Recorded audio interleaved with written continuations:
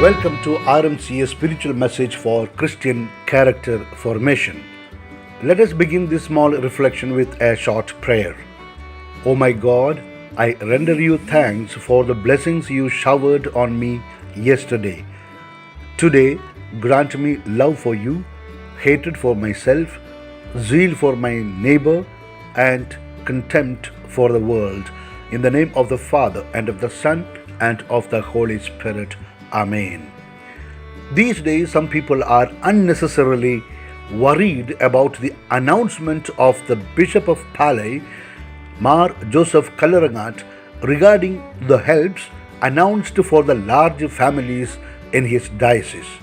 Some are so ignorant of what is happening in the world, and that is why they are opening their dirty mouth to throw filth on others. In the year 2015, the Jalandhar Diocese in Punjab had announced many such schemes for the poor Catholic families in Punjab. One reason for that was that even according to the government census, it was reported that the Christians come under the poorer sections of the society in Punjab. Among them, Catholics were considered still more poor, and therefore the diocese took initiative to uplift them through many schemes meant only for them. They even started 5 registered companies to generate employment for them, for which later the immoral media projected the bishop of the diocese as a corporate giant. Of course, they welcomed such titles with a sense of pride as usual. It is an example of preferential love for the poor.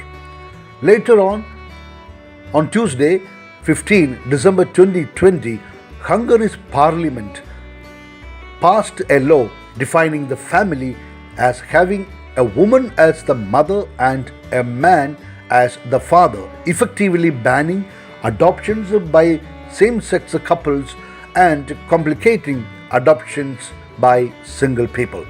The change is the latest of several to be made in recent years in what the government has said are attempts to preserve Hungary's Christian identity and to boost its plummeting birth rates.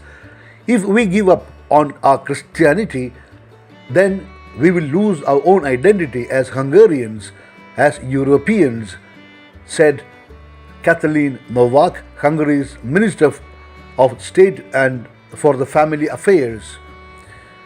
Roughly half of Hungary's population identifies as Roman Catholic, while about 1/5 identifies as Protestant or some other Christian denomination.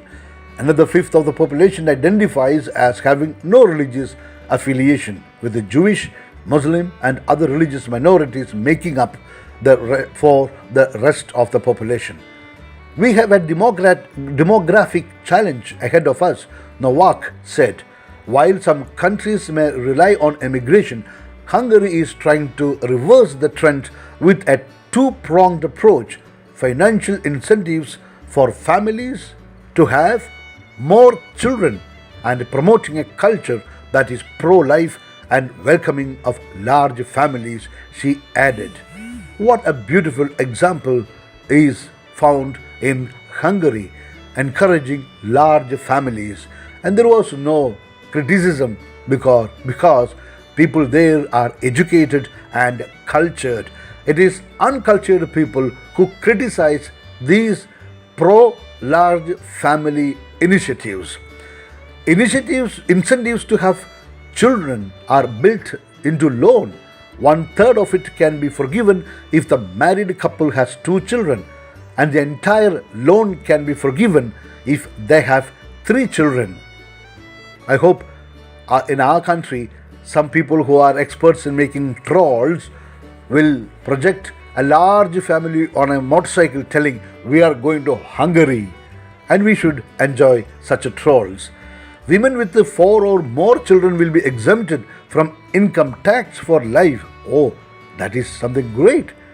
And we can also hope for such initiatives even in our country. But I'm sure the anti-poor people will oppose all these. We are only accustomed with the cheap kits that we get in our families in the name of corona. Moreover, in families with at least 3 children are eligible for a grant to purchase a car that seats 7 or more people. So here we find they don't need to go by motorcycle. The government will give them a grant to buy car if you have more children. Hungary claims the policies are working, as its Central Statistics Office recently reported a 20% increase in marriages in 2019. Hungary also sees part of its Christian identity in helping Christian victims of persecution in other countries. In Iraq, the government helped to resettle Christian genocide victims through its aid program. Hungary helps, providing more than $3 million for the effort. We are, in the first place, responsible for our own people, and if they need more help in order to be able to raise more children and have a family, then we have to provide this help, she said. Latest in the list is the announcement of Paradises. We need to appreciate such initiatives coming from the Mother Church. Those opposing such poor-friendly schemes are children of Satan. Keep away from them. They will destroy you as well.